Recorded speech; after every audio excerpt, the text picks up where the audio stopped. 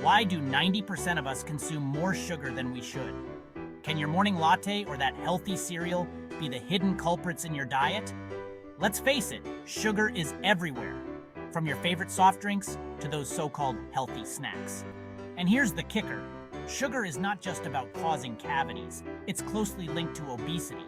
How? Well, excessive sugar messes with your metabolism, increases your appetite, and even changes how your body stores fat. Now think about this. When you eat a lot of sugar, your body releases insulin to deal with it. Over time, this can lead to insulin resistance, a key player in the obesity game. Plus, sugar can trick your brain into thinking it's still hungry, even after a full meal. Talk about a double whammy. And the plot thickens with hidden sugars. Yes, those sneaky sugars lurking in everything from bread to yogurt.